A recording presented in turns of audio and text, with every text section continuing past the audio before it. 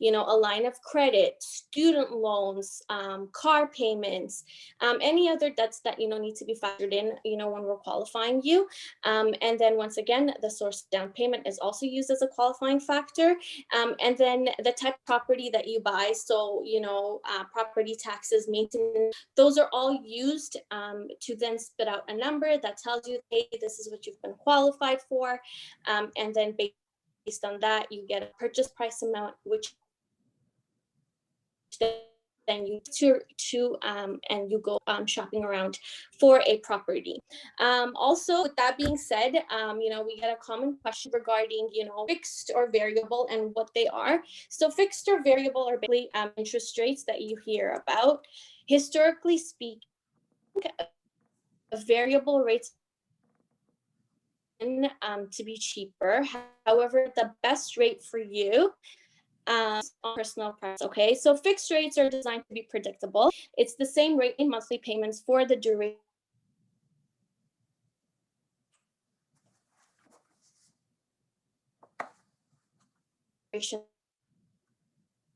Flexible, I would say, but if you're comfortable with a little fluctuation, it's worth exploring variables. So I quickly touched upon, the types of down payments that you can have, but also how much you put in a down payment also matters. So you'll probably hear, as a first-time home buyer, when you speak with a mortgage agent, a high ratio mortgage and a conventional mortgage. High ratio mortgage is anything that's below 20%, and conventional mortgage is anything that you put in as a down payment that's over 20% and above. With that though, once again, if a property is like the purchase price of a house is under $500,000, you can get away with just putting 5% as a down payment. However, anything between $500,000 to $9,999 as a purchase price, you can put in an additional 10%. But anything over $1 million as a purchase price, you need to put in, 20% or more. So that's how the down payment breakdown really works out to be. I think I would like to end off by saying, sometimes, you may not qualify for, you may have a dream home, and your dream home, consists of, let's say, a house that's detached, and that's your dream home. But just looking at your, current state, you may not be qualified to get your dream home. But I am a true believer that, you should have, you should think of, getting a starter home. You don't start off, just like in a position at work, right? You don't start off, in your early days in your career, you don't start off as a VP of a company. You work your way up. So you may not achieve your dream home today, which is, let's say, a detached house, now, but you can work your way up by building equity into the property and then getting your dream home for the future. And I'm going to flip it back to Essen. Perfect. Thanks so much, Fatima. Really appreciate it. No worries. And like I said, Fatima is going to be on later on for any questions you guys have. I'm sure you guys will have a lot of questions, and she'll be happy to answer those questions for you later on. Okay, so step number 2. This is the closing costs information. A lot of home buyers don't realize that when you purchase a home, there are costs that are associated when you purchase a home, and these are one-time fixed costs. So some of the costs that are entailed here are lawyer fees, land transfer tax, the home inspection, and also moving costs. And we're going to break each thing down individually, and I'm going to tell you about these costs in detail. So land transfer tax. What is a land transfer tax? This is a one-time tax that is charged to anyone who purchases a home in Ontario. Now, if you buy a home in the 416 region in Toronto, there's going to be a double land transfer tax, and there's a calculation, a formula that you use to calculate it. But to make things easier, I just go online. There's a land transfer tax calculator. I put in the purchase price, and it's going to spit out a number for me. So in this scenario, let's say we're using a house price of $600,000. Now, if you purchase a home for $600,000 in Toronto in the 416 region, your land transfer tax is going to come up to about almost $17,000. If you buy a home in the 905 region, you don't have to pay the double tax. It's only a single tax. So that amount will be slashed in half and you're paying about $8,500. Again, this is a one-time fee when you purchase a home.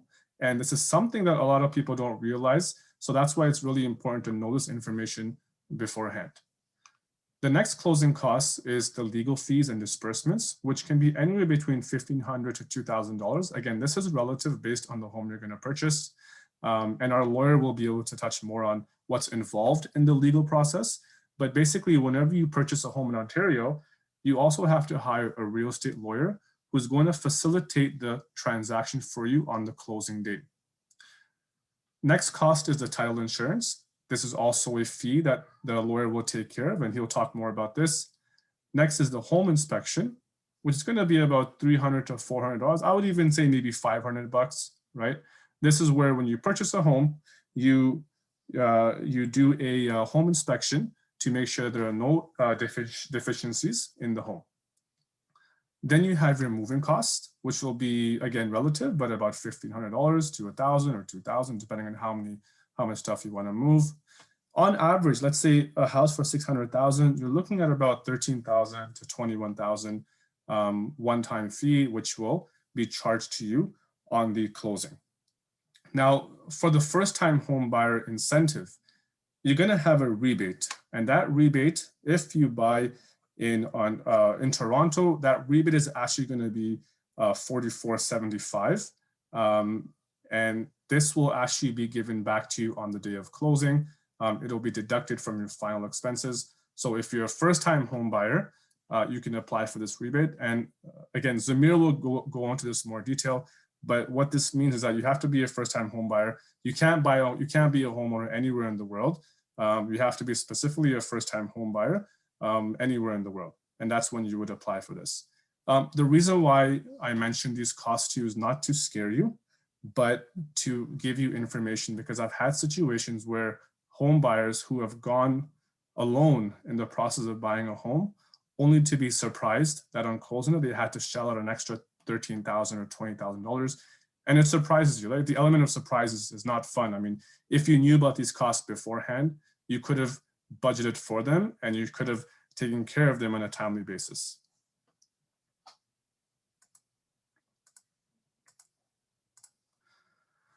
Okay, so step number 3, now we're onto the process of determining the criteria of your home. So we've gone through the pre-approval process, you've gotten your pre-approval, you know what you can buy, you know how much you can afford, you've understood the closing costs, so now you're able to budget for that. Now it's the exciting part, which is deciding what you want to buy.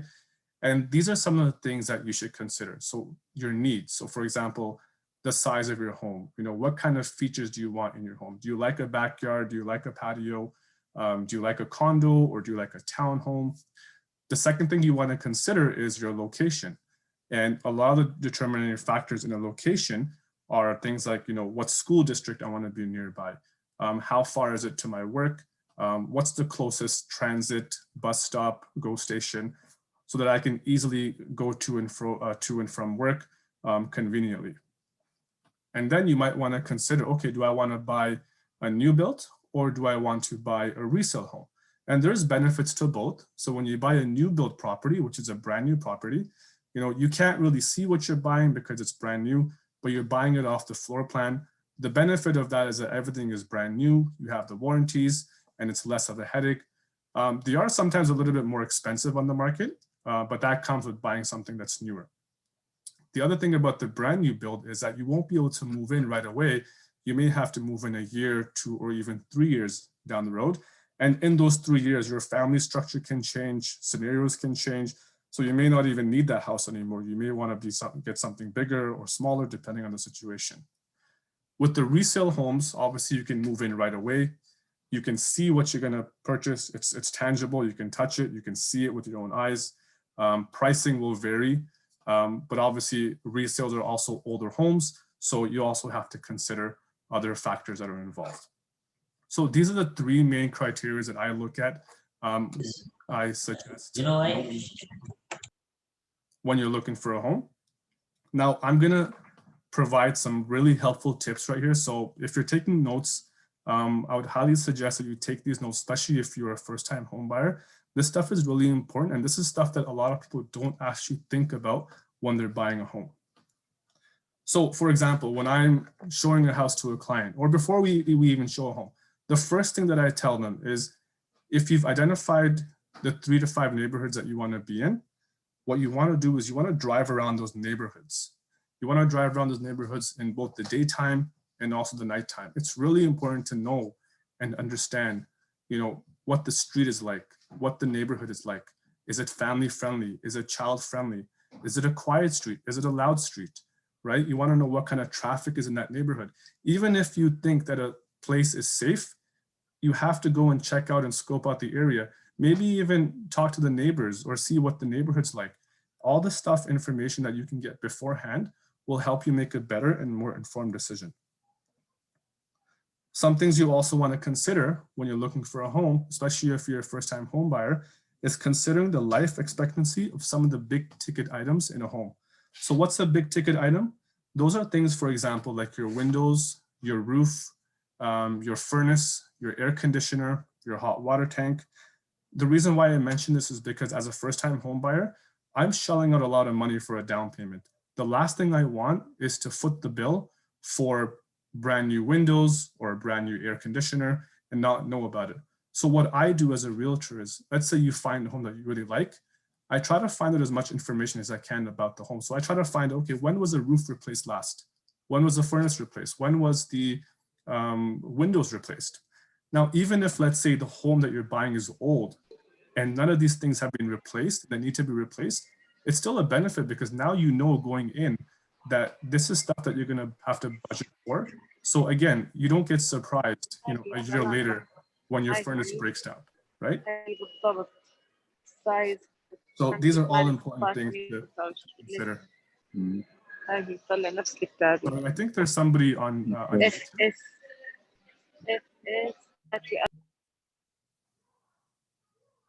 yeah, if you guys don't mind, just if you can mute yourself, just so we can get through the presentation.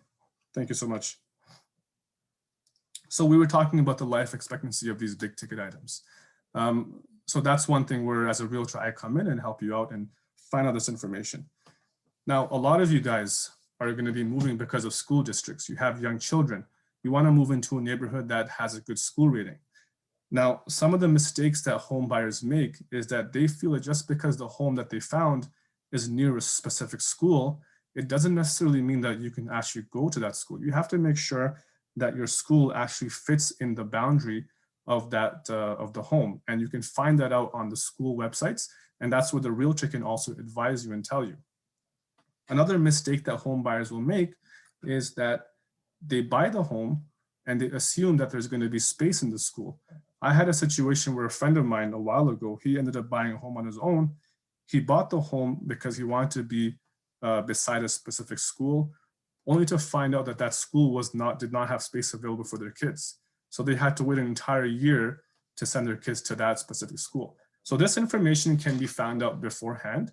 And it's really important that we do our due diligence because you're buying probably one of the biggest assets of your life.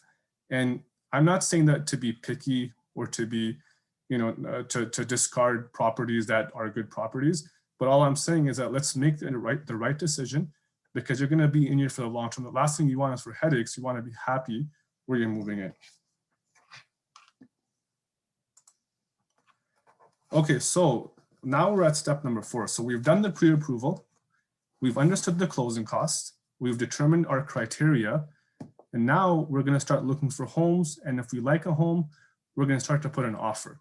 So let's say we found a home, a beautiful townhome in a beautiful neighborhood. What's the next step? Well, the next step is to make an offer to purchase. And 3 things that we're going to look at in the offer to purchase is number 1, the price, the deposit, and the closing. The price will be determined based on the comparables in the neighborhood.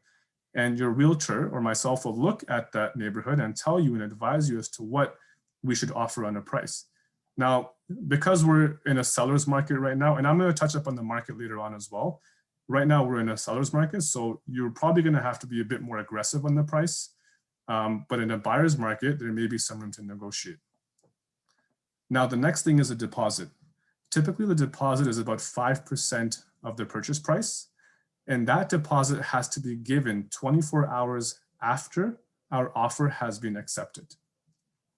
The next item on here is the closing date. The closing date is basically a date that the seller wants to give you the keys. So for example, they may say that we want a 60-day closing. Now you're going to have to look at your situation and see, okay, can I move into the next home in 60 days, right? And the closing date basically means that you're going to get the keys 60 days after your offer is accepted. I think a lot of people, sometimes they assume that, okay, if I put an offer in today and it gets accepted tomorrow, I'm going to get the keys on Monday. That's not how it works. You have to negotiate a closing date, and you typically negotiate anywhere between 30 to 90 days. I've seen more, I've seen less, but this is something that we negotiate on the offer process. Next thing, in the conditions or in the agreement, we have two very important conditions that we put in there to protect you, the buyer. This is called the inspection condition and the financing condition. The inspection condition basically is where we have 5 days after the offer is accepted. You have 5 business days to go into the home and do a proper home inspection with the certified home inspector. The home inspector will check for any major deficiencies. If you're uncomfortable with the deficiencies and you decide that you don't want to buy the home anymore, you have the option of opting out of the agreement and getting your deposit back. The next condition is the finance condition. The finance condition is another 5-day condition that you put in place after your offer has been accepted. And in these 5 days, you now go back to your mortgage advisor and you show them the agreement of purchase and sale that has been accepted, and they will do their final due diligence and give you the green light on whether or not you will get the mortgage approved. In the event that, let's say, the mortgage broker says, you know, it's looking difficult, at that point, you can opt out of the agreement and you get your deposit back in full. Now, just to give you guys some disclosure and heads up, again, because in Toronto, we are dealing with the seller's market, a lot of buyers are actually removing their inspection condition and financing condition. That basically means is that they're telling the sellers that we're going to buy the home. You don't have to worry about us getting our mortgage, and we're going to take the home as is in its current condition. Obviously, you know, there are pros and cons to that. The pros are that your offer looks stronger, but the con is that you're going to be putting yourself at risk. So this is where, you know, myself, you know, Fatima, the lawyer, we discuss with you and we do our due diligence beforehand to advise you on whether or not you should remove that condition or not. There's always going to be an element of risk. There's never 100% guarantee. But what we do is we do our best to mitigate those risks. And at the end of the day, you as an individual have to be comfortable enough to be able to take on any risk that's going to come your way. And we can talk more about that later on if you like. So now we've got the conditions in place. Now, again, I'm going to share some helpful information right here, which is not on this slide. And this is stuff that a lot of buyers don't realize if they go alone in this process. There are some very important clauses that you need to add in your agreement of purchase and sale. The first thing that we always add, and I make sure that we add this, is that we make sure that all of the extras in the home are included with the home. So for example, the appliances, the fridge, the stove, the dishwasher, the washer and dryer, you know, all those things have to be included. I had a situation where a colleague of mine, a realtor, he forgot to include these extras in their purchase and sale. And on the day of closing, all of the appliances were missing. And when they found out why, they realized that they hadn't had included it in the agreement of purchase and sale. So very important to include that clause. Next clause that I would highly recommend is to put a clause in there that says all of the appliances are going to be in good working order. What that means is that the seller is going to warranty and agree that when they hand over the keys to you, that all the appliances will be in working. The last thing you want is to find out that the dishwasher is leaking, the stove is not working, and then you have to foot the bill for that. So that's a very important clause to put in there. The next clause that I always make sure that my clients put in is to make sure that it says that the seller warranties that to the best of their ability and knowledge, that there was no criminal activity or no grow up that was happening in this home. That's a really, really, really important clause because we have to make sure that the seller discloses any stigma that's associated with the property, because that can affect our resale value in the near future. The next clause, which is also very important, and again, I find buyers who go alone, they make this mistake a lot, is that you should be putting in a clause that says that the seller agrees to provide the home in a clean and vacant possession. A lot of times you find buyers, when they're handed over the keys, they come and look at the home, and the home's an absolute mess. There's stains everywhere, there's garbage everywhere, the appliances are messy. The reason why we put this clause in there is so that you don't have to worry about these issues on closing day. Already you're going to be stressed out with moving. The last thing you want is to come home to a messy home that's given to you in a terrible condition. The next clause that I put in there for my clients is we make sure that we allow the buyers two visits to the home between the offer acceptance date and the move-in date. So in those 60 days that you have to move in, you're going to be, sorry about that, you're going to be doing 2 walkthroughs. These walkthroughs are for the purpose of you maybe showing your family members the home, or maybe taking measurements for furniture that you want to purchase. The second walkthrough that you want to do is going to take place a day or two before the actual closing. Now, this walkthrough is extremely important because what we do in this walkthrough is we look at the home to make sure that there are no major deficiencies. So at this time, for example, let's say if I'm closing tomorrow, I'll go today and I'll take a look at the home. I'll test all the appliances to make sure they're working. I'm going to look at the home to make sure that there's no deficiency, there's no holes in the walls, that all the garbage has been picked up, that there's no leftover furniture in there, right? And if at any point I find that there's something there that I don't like, I inform my lawyer right away, and the lawyer will touch base with the other lawyer and try his best to make sure that we get the home the way it was presented to us on the day that we accepted the offer. Now, give you an example, the other day, we had a closing 3 days ago, and the stove wasn't working. So I immediately notified the buyer's lawyer, and the seller had the stove fixed within the next 24 hours. And so that was a cost that was saved for my buyer. Now, the next topic here, I'm going to give it over to Zamir, who's a real estate lawyer, and he's going to briefly touch up on why it's important, or why you have to hire a real estate lawyer, and how the closing process works when it comes to buying your home. Zamir, you can go ahead. There you go. Thanks, Hassan. Can you hear me okay? Yeah, I can hear you.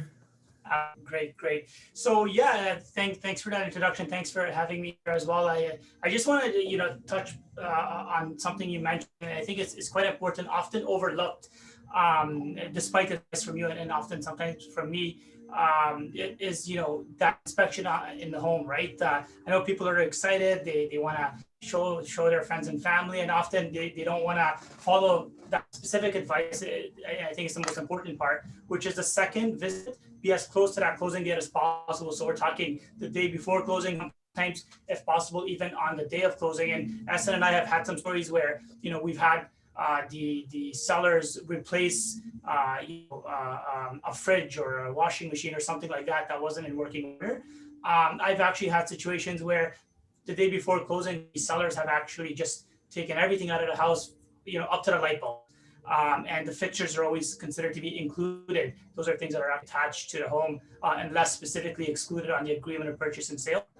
And we were able to remedy that either by replacement or them bringing everything back. But just really want to stress that, especially with some recent activities in the market and the excitement, not to overlook that piece of advice. So thanks for touching on that, Essa, and I just wanted to bring that up again. Now, in terms of the actual closing process, what ends up happening is you make an offer with SN, your agent, and once you sign that offer, he sends that over to me. I have a chance to review it. Sometimes there's an attached status certificate, which if you're buying a condominium, the condo corporation has some rights over the condo, with specifically outside of your unit, like the common areas and things like that. If there's any liabilities associated with that, that's thing that you will be ultimately liable for. So lawsuits, if they're financially responsible, if they're planning major renovations or fixes in the building, that might be certain costs that you want to be able to plan for, or maybe reconsider moving forward if it's not to your liking. But that is the next step. The agreement, purchase and sale, if applicable, the status certificate comes to me, I review with you, we have a conversation. So, you'll have things like, as I mentioned, clauses where there might be a financing condition, there might be an inspection condition, there might be, a condition where the chattels, so fridge, stove, things that are movable, are all in good working order. And those are conversations that you and I can have in a little bit more detail in terms of how to best exercise those clauses and those rights. One thing also, as I mentioned, is you want to make sure you take advantage of a lot of the issues that may come up before the closing. So, for example, your visit to the home the day before, or a few days before closing. If you do find issues afterwards, those are a little bit harder to remedy. We always set the expectations that we're going to do our best. We don't charge anything extra. We go back and forth with the lawyers. We write our demand letters and so on. But ultimately, if it's just a few $100s or a few $1,000s where they took a fridge they shouldn't have, or maybe there's a hole in the wall or something like that, really, ultimately, the only remedy you have is small claims court. There are some cases where title insurance may be applicable, but those are rare and narrow. So yeah, you want to just make sure you take advantage of that. But during the period, what we would mostly be responsible for is just that due diligence, right? A chance to walk through the property with SN, you have a pretty good idea of what you want. And at this point, you feel like you want to secure it. You're comfortable with your finances and securing a mortgage with Fatima. So now it comes to us, we do our due diligence. What we want to look for is a lot of the things that you cannot see, right? So you can't see whether there are judgments against the property. You can't see if there's any liens against the property. Certainly, we're always going to find something, right? And that usually means, even if it's just a mortgage that's on title that we need to have removed by a personal undertaking of the seller's lawyer, whatever the case might be, that's something that we'll be working on. Usually, whatever issues we find easily be remedied, the lawyers cooperate. It's less adversarial than what you may see in some of these shows, like litigation, where you go to court. Lawyers in real estate generally tend to cooperate, but we certainly don't minimize the client advocacy either. And when we do find problems, we make sure to advise a client and offer different sorts of next steps that we can take and make that decision together. And yeah, as long as there's no issues, closer to the closing date, Fatima would instruct the lender to send us the mortgage instructions, and you and I would have a conversation. So one thing that Fatima briefly touched on, and I'll sort of expand on a little bit, is when you're doing a lot of financing preparation with your mortgage broker, the financing, the 5%, 10%, 20% that Fatima was touching on, that's based mostly on the purchase price of the home. Okay, so the things that SN later brought up, like the land transfer tax, the title interest, the legal fees, and sometimes other things that may be required. Sometimes the mortgage requires us to search other properties and so on. That's not included in that coverage, right? So as SN mentioned, certainly take the time, budget, make sure that you are able to afford that home. So with the title insurance, you can call us, we can give you an idea. It's usually in the hundreds of dollars. Very rarely does it go above $1,000. One-time fees. Very rarely does it go above $1,000 unless you're buying a home that's $1 million plus. As I mentioned, land transfer tax is very important. Two things, and I'm glad you brought this up, SN, with Toronto, right? Toronto has 2 land transfer taxes. Now, rather than pulling out a calculator and trying to figure this out yourself, actually, I'll do a little bit of self-promotion here. If you go on to our website, it's adventlegal.ca. So that's ADVENT legal.ca. And if you click on resources and land transfer tax calculator, you can actually go ahead and put in a number there of a home that you're interested in. So let's say it's a $500,000 home. You go ahead, put 500,000 in, you select your city. So if you select Toronto, we'll automatically show you the charge for the 2 land transfer taxes that are in Toronto, the Ontario and the provincial. Otherwise, if it's outside of Toronto, just that provincial land transfer tax. And if you're a first-time home buyer, you'll get rebate as well, right? So as I mentioned earlier, if you're purchasing outside of Toronto, $4,000 rebate. If you're purchasing in Toronto, you get the 4,000 Ontario land transfer tax rebate, and the 4,475 Toronto land transfer tax rebate. So you just want to make sure you budget with the clients that we work with. We have to try to bring this up as early as possible in the transaction, give the client an idea, roughly at least, of what they can expect to pay. And yeah, that's about it. A lot of law firms now have made the transition to remote work, mostly given COVID. I've got 4 law clerks that work for me, and they haven't showed up in the office since COVID started. So everybody's working from home. We also don't want anybody at risk. So we have that capability. We are one of those firms, remote signing, from your home. We're available evenings and weekends.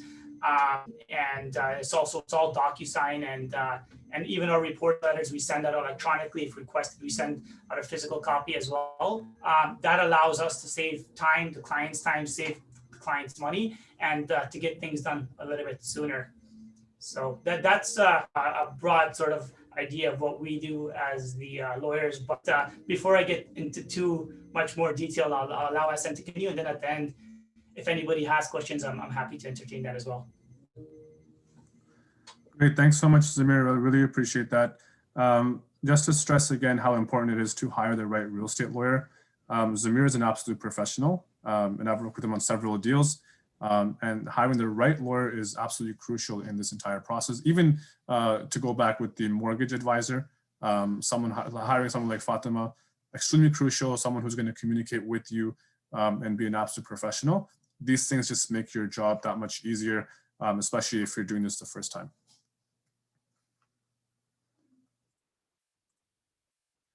Okay, so now you have bought a home. Congratulations, we've gone through all these 4 steps. You are a homeowner now. Now that you're a homeowner, you obviously want to make sure that you're going to be able to make your mortgage payments on time. You got to plan for some of the operating costs in a home, set up your utilities, and maybe furniture you want to buy. You want to save for emergencies, try to live within your budget. And very important here is home maintenance. So when you buy a home, really important to maintain your home on a regular basis. So do a regular checkup on your big ticket items. So for example, your furnace and air conditioner, do a test of them. If you have any reno work, try not to leave the bulk of the renovation work, after 5 or 10 years. Try to maintain your home on a yearly basis so that you don't get hit with a large cost at the end of the day. Okay, we don't have much time here. I want to get to the Q&As, but just real quickly, buying versus renting. I'm going to send these slides to you later on so you can look at it in more detail. But why do we encourage home ownership? Well, it's because you can gain equity when you live in a home. I'm not disparaging renting. I know a lot of people rent, and it's a good way to start. But if you have the means to buy a home, you should absolutely try and do that, because when you own your own home, you can live in it as long as you want. Nobody can tell you that you have to move out because we're selling the property. You can build equity in your home as your value appreciates, and you can also have that pride of home ownership. And I want to give you guys a personal example of myself. When a few years ago, when we bought our first home, we didn't buy a townhome or a detached home. We started off with a small condo because we wanted to get our foot into the door. So even if you want to buy, let's say, a townhome or a detached and you can't afford that, you might want to consider something more affordable. Consider getting into a condominium, consider getting into a condo townhome. Get your foot into the door in this market, because then what you can do is that property that you bought is going to go up in value. And like Fatima said earlier, when that value appreciates, you can then take that equity and then parlay it into your dream home later on. And that's exactly what we did, is that we bought a small condo about 3-4 years ago. Now that property has gone up by almost $150,000 in value. We were able to take that money and use it to buy our townhome, and that was our primary home. And if I hadn't bought that condo, 4 years ago, and if I bought today, that condo would have been a lot more expensive. So get your foot into the door. It's truly important. And, I'd be more than happy to answer questions on what kind of homes you can purchase and what kind of homes you can afford later on. We already spoke about the first-time home buyer incentive, so we're going to skip over this right now. But if you have any questions about that, we can also go over that in the Q&A. The last piece on this presentation is to give you guys an update on what's going on in the market right now. As some of you guys are aware, it is a pretty hot market. It's a seller's market right now. Just if you look at the sales from February this year to last year, there was an increase of almost 52% year over year.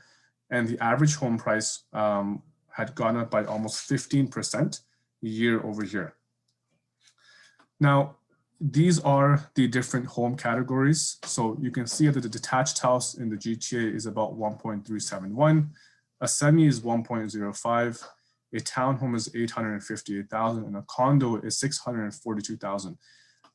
Now it's very important. I know these numbers look staggering and overwhelming, but honestly, guys and girls, it's all about your mindset. If you've told yourself that I can't get into the market, then you're not going to get into the market.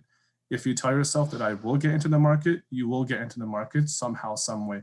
I want to give you a story about a friend of mine who just bought his first home a few days ago.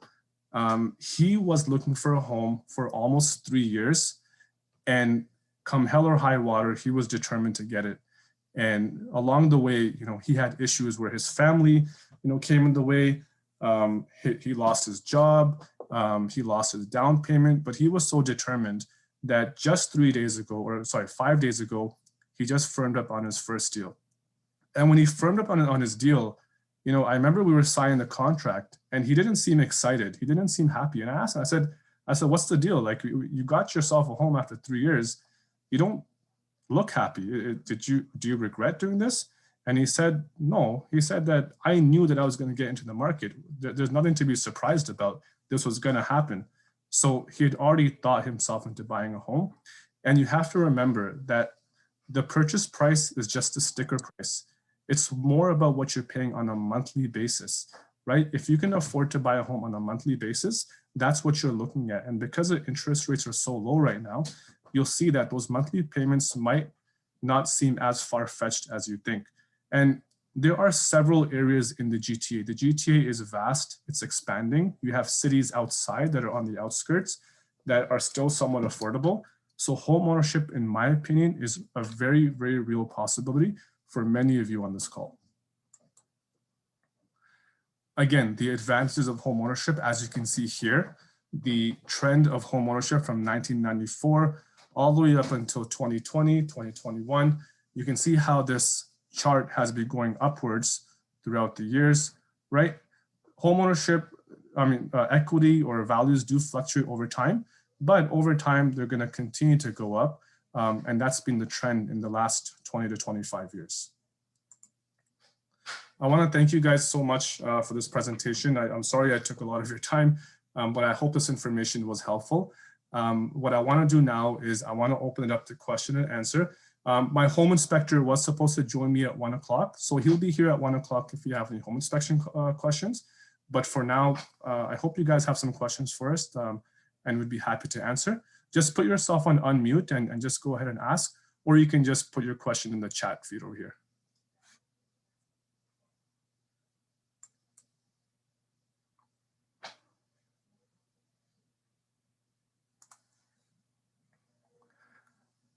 Okay, so we've got a first question here. Hassan, I'm going to defer to you on this one. Not really my expertise. Sure. The question here is, I've heard Toronto is in a housing bubble, that there may be a market correction in the near future. What are your thoughts? So my thoughts, and this is just my opinion, is that I don't have a crystal ball. So I can't tell you if the market's going to keep going up or keep going down. I think anybody who can give you a prediction is just speaking without any information. But what I can tell you is, the market in GTA has always been about supply and demand. And supply in our city has always been historically on the low side. And population has continued to outstrip supply. In the next 3 to 5 years, we're going to have an influx of immigration coming into the country. And so the demand for housing is going to go up. Now, will the market correct? It's possible. Will the market go up? It's possible. There's always been corrections here and there in the past few years. Again, my opinion, I personally don't see the market crashing. Do I see a correction happening? It's very possible. I don't see it crashing. As long as supply, is low and demand is high, you're going to continue to see that, in the long run, prices will probably keep going up. And if you look at other cities around the world, we're still well behind. I mean, you have England, you have some parts of Spain, you've got other New York, things like that, which are still, selling at like $2,000 per square foot almost. But the key thing is that if you're a first-time home buyer, try your best to get into the door right now, because who knows 10 years from now, if it's going to be priced out. So try to get yourself into the door right now. But yeah, anyway, that's my answer. Sorry for the long answer.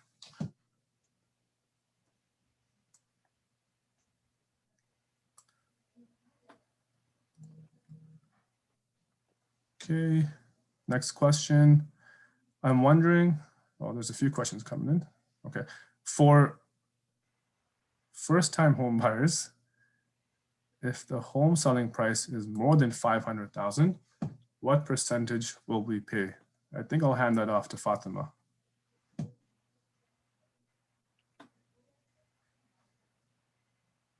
Hi, hello, can you hear me? Yeah, I can hear you. Okay, yeah, so on the first 500,000, it's 5%. And then anywhere between like the next 500,000, it's 10% in addition to the 5%. So it's 15% altogether. So sorry, 7.5% altogether is what you're going to be paying. Thank you. Okay, next question from Taib. Hey Taib, how's it going? I'm wondering if there's any differences in the process for non-permanent residents currently on a work permit for the next 3 years. Fatima, would you be able to address the non-permanent resident issue here?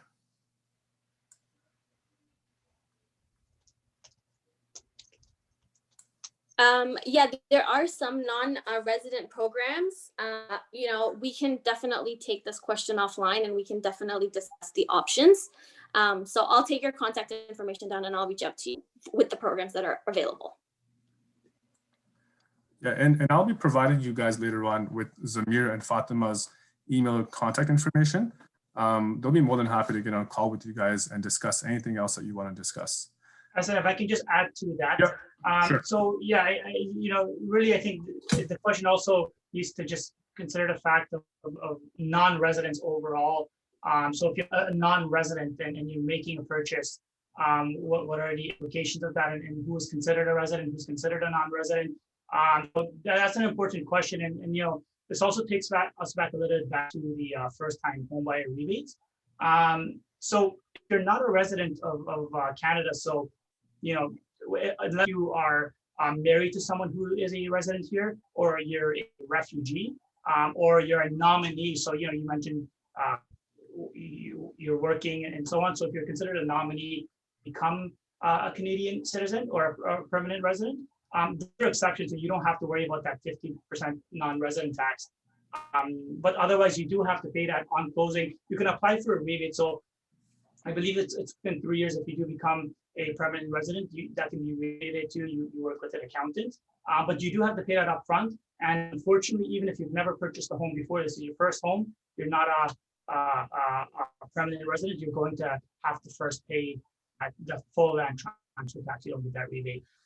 So just that a little bit to what Fatima was saying it. Great, thanks, Samir.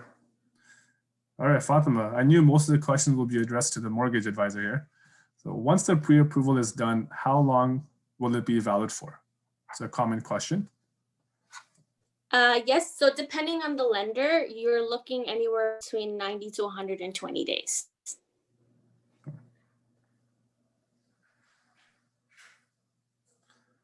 Okay, Rakan is asking, he wasn't here from the beginning of the presentation.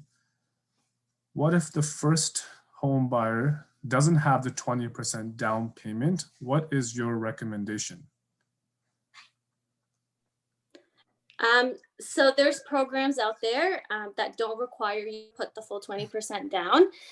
It's a government, you've probably heard of it. It's the CMHC, Genworth, that help you, you know, like I said, if it's the first 500,000, you can just put the 5% down. You don't need to put the full 20% down.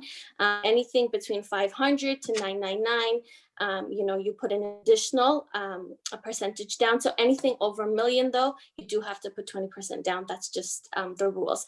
So the government or programs like CMHC can help you, you know, put less than the full 20% down. इन्हें खुद कर लेगी, okay? Hey, honey. Should have put myself on mute. Sorry, guys. You guys, if you guys want to ask, you know, put yourself on unmute and ask a question, by all means, if you want to have a discussion, please do so. We'd love to hear from you as well. Okay, next question we have here is, when do mortgage payments start? Do they start from the moving date? Yeah, so, you know, you can set a date within 30 days of your closing of when you can start your mortgage payments.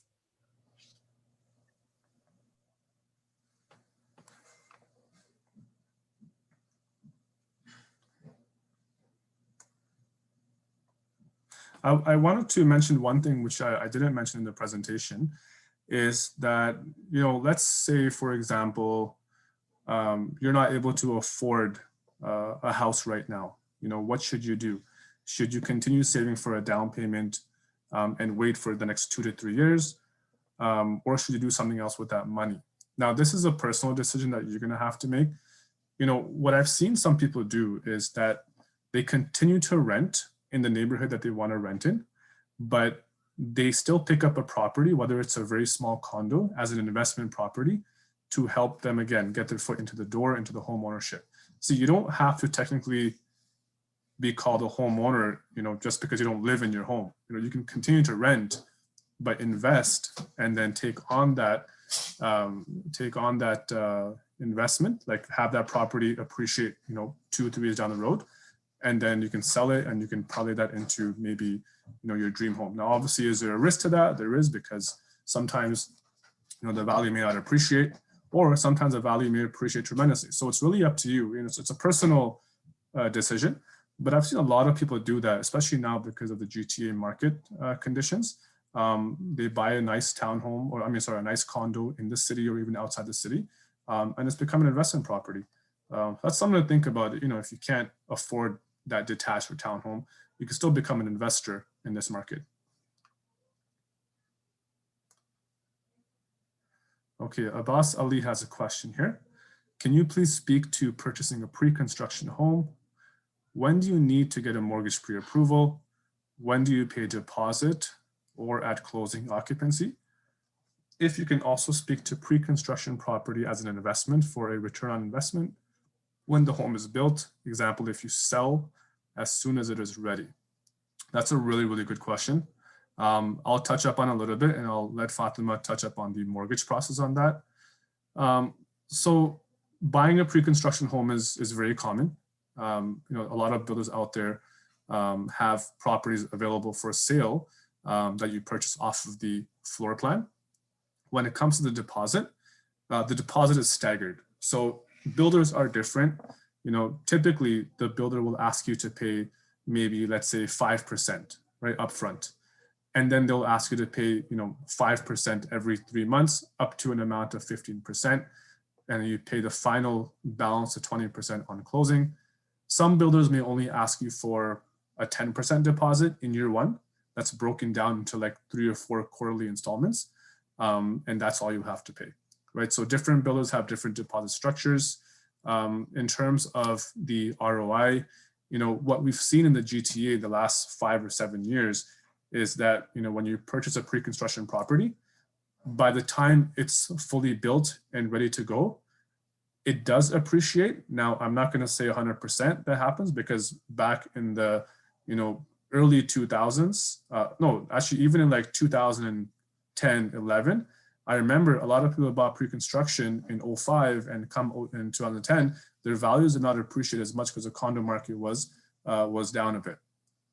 But typically, this trend now is that pre-construction properties, when they're built, they do go up, right? So you have to kind of keep a pulse on the market. So that return on investment, I've seen anywhere from like 15 to 30% value in the last 5 years.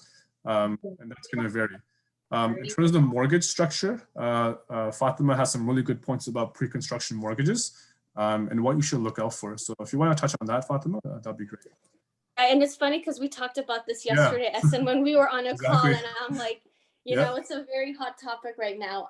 So the pre-approval is totally dependent on the builder. That's, it's on them to decide, whether they're going to ask for the pre-approval or not.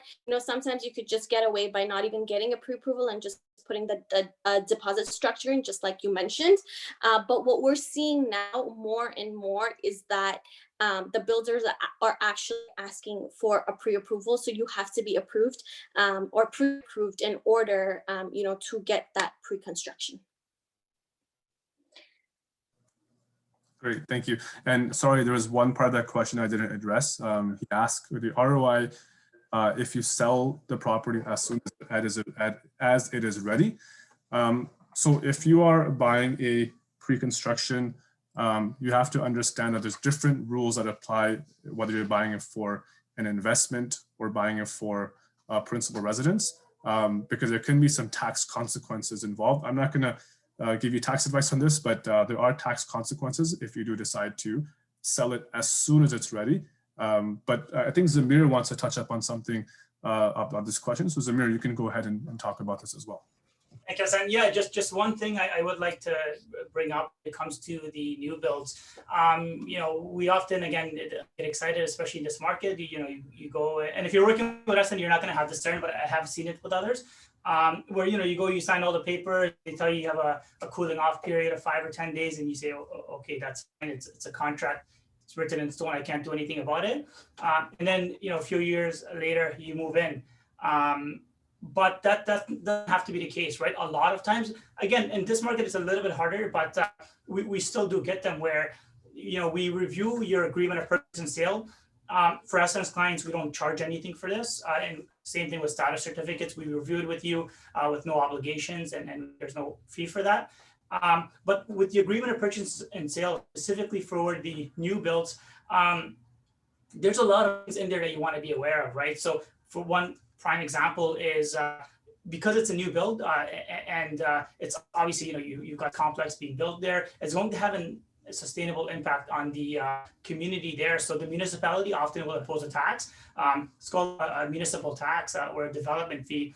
And that can be, in the thousands of dollars. I've had situations where the client that I represented, when we sent that initial letter out asking for a development fee to be capped, had only paid, $2,000 in their development fee because we sent that letter within the cooling off period asking them to cap it, and they did. And then their neighbor who didn't take advantage of a lawyer early in the beginning, or had an agent maybe who didn't advise them regarding that, who paid $25,000, right? So, and that's more on the higher end, but just to give you an idea, that is a fee you can expect. I won't get into too much detail with the rest, but we can send that out, right? Flexible payment schedules, allow you to assign the property to someone else before closing. So there's a number of things on there that can be amended. It's not written in stone. And it's often based on the market. Right now, I would say about half the time they agree to our terms, half the time they don't, but you don't lose anything by asking. So take advantage of that as well if you're looking at new builds.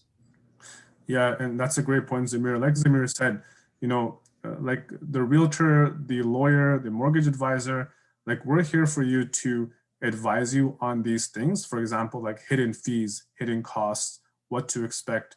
There's so much involved when you're buying a home, and I understand that sometimes you're busy and you kind of don't have the time, but we're here for you to give you advice, give you some idea as to what to expect, so that there's no surprises. We've seen tons of stories of people, they just have no idea. They get into a pre-construction and they find out that there's closing fees that they had no idea about, because the builder isn't going to sit down with you and go over the 100-page contract in detail, right? That's where we are here for you to advise you and give you our best recommendations. It's always better to get advice from professionals so that you know what to expect going forward. Okay, Fatima, we've got another question for you. If you buy a condo and then before you fully repay your mortgage, you find a detached that you'd like to purchase, is it possible to transfer the mortgage?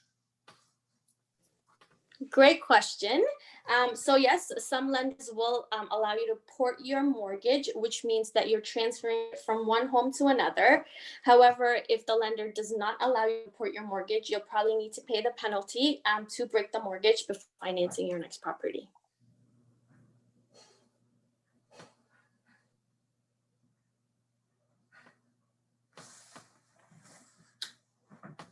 Okay. I think Hani wants to ask a question. Hani, you can put yourself on mute. Hey, good afternoon, guys. Hope everybody's doing well. So my question was more about the different, contracts in terms of mortgages, right? So we always hear about fixed versus variable, and the pros and cons of both, right? But what I've noticed in my little research is that historically, variable type mortgages have always been on the lower end in terms of interest rate. And my understanding also is that there's a less of a penalty if you'd ever want to break a variable and go into a fixed mortgage contract versus the other way around. So is what I've read and heard from other individuals correct, or is there some things that I'm missing over here? Essen, I can address this. Hani, what you've said is bang on correct. Your research that you've done is absolutely correct. Like I mentioned before too, historically, and you said as well, variable rates typically tend to be lower and have stayed low. Same thing with the penalty. With a fixed mortgage, you can pay. If you're going to break your mortgage, you can pay up to $20,000 to $30,000. Breaking your mortgage, but then when you have a variable rate, you can pay up to $3,000 when breaking your mortgage. So your research is bang on. Okay, perfect. I appreciate that. Thanks, Hani, for the question. Very good question. Okay, we've got another question from Abbas here. Abbas is asking, what are the requirements that are generally needed to get approval for more than one mortgage?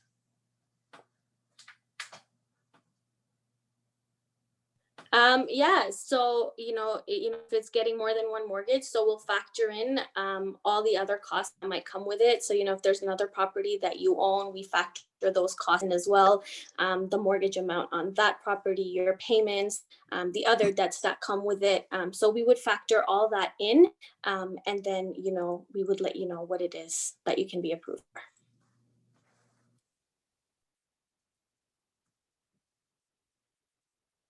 So I just have a follow-up on that, if you guys don't mind. So let's say, for example, I already own a property, and let's just say theoretically, I've already maxed out whatever mortgage capacity I could use on my existing primary property, right? And that's the one that I'm living in.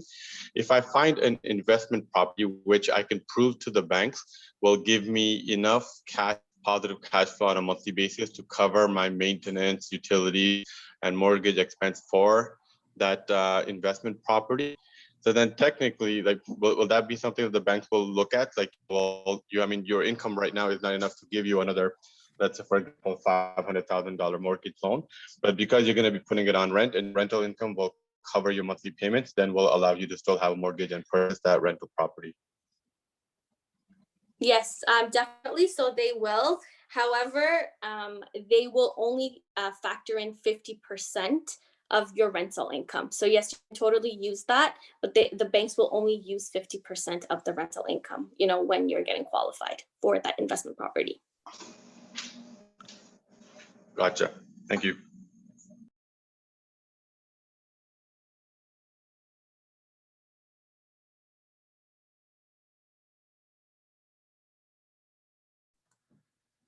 Does anybody have any other questions?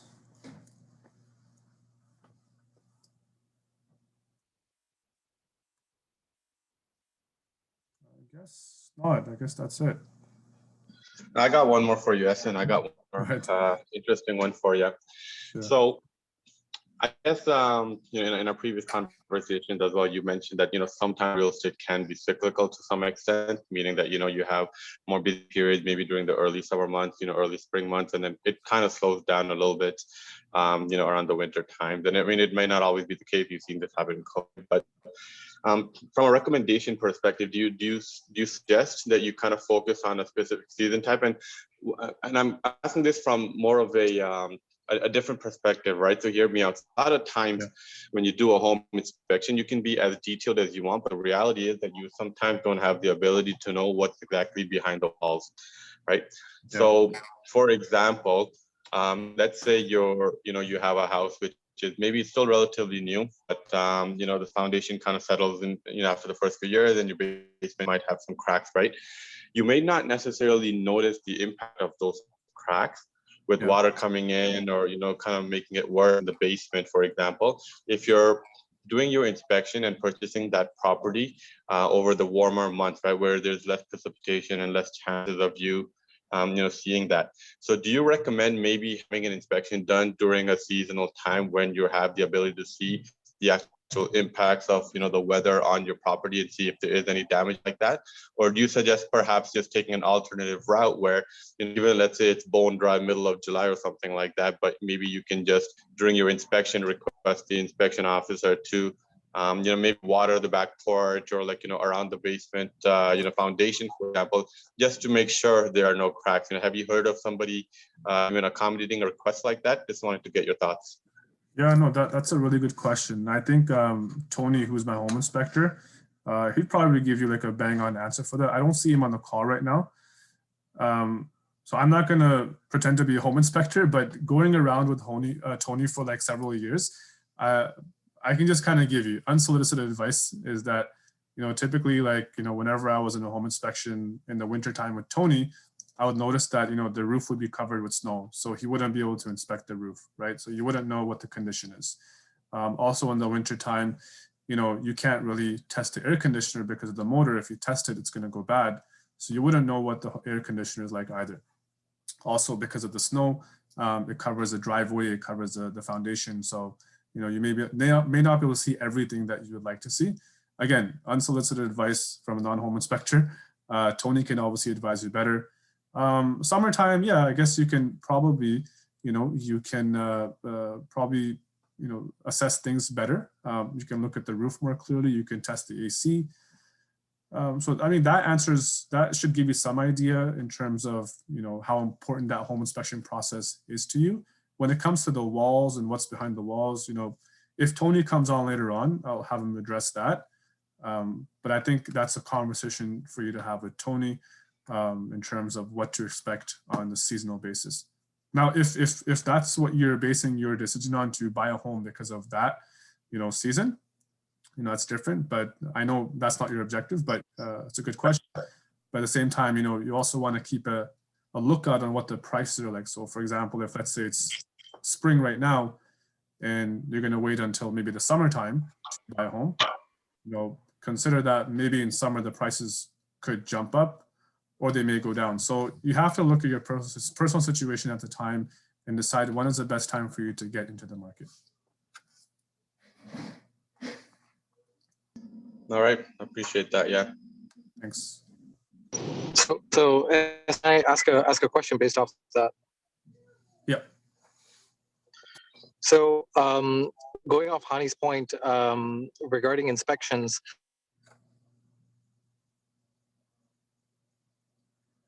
Hello? Sorry. Can you start the question again on? Your voice got cut off. Wait, can you hear me now? Yes. So going off Hani's point regarding like inspections, are offers preferred without inspections, firm offers without home inspections? I've heard like a lot of buyers waiving home inspections and stuff in this hot market just to have their just to have their offer more attractive to the seller. Are you seeing a lot of that? Or right now, what's your take if home inspections in this market be beneficial or would work against you in this market? No, that's a really good question. And we talked about this earlier, but I'll just kind of fill you in, is that nowadays what we're mostly seeing is that the buyers, typically the offers that are won are the ones that do not have a home inspection in the agreement. And again, that's a personal choice, a personal risk that the buyer has to take. Once they remove that condition, it does make their offer a lot stronger, but obviously there's a risk involved, right? So what I do, especially for my first-time home buyers, is that, you know, if you really like a house, we go in before the offer presentation and we do a quick home inspection on the big ticket items. So I get Tony to come out. You know, he at least for us will check the roof, the windows, the AC, the furnace, all those items that would be big ticket items that would cost a lot. And we try to get as much information as we can on that. And then you can go ahead and at that time you can decide, okay, you know what, I've done the inspection. I can go ahead and remove that condition and have that peace of mind. That's one way that we circumvent it. But yeah, nowadays, most buyers are removing their conditions.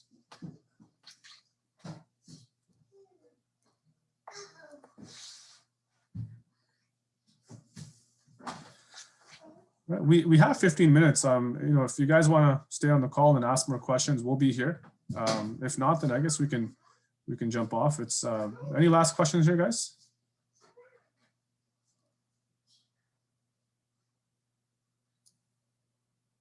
We're good. Okay, perfect. So thank you so much, guys, for coming on the call. I did record most of this session, and I'll try to get you that recording by the end of the weekend. And if you have any questions, give myself a call. I'll be providing details for myself, Zamir, and Fatima later on. I really, really appreciate you coming on, guys. It's been awesome to see, you know, over 40 people that had come in and out of this presentation. And I hope this information was helpful. If you have any questions, if you know anyone that's looking to make a move, family or friends, do let us know. We'd be happy to help out. And we hope that we can help you guys out buy your first home as well in the near future. Have a great day, guys. Take care. Hello, Asin.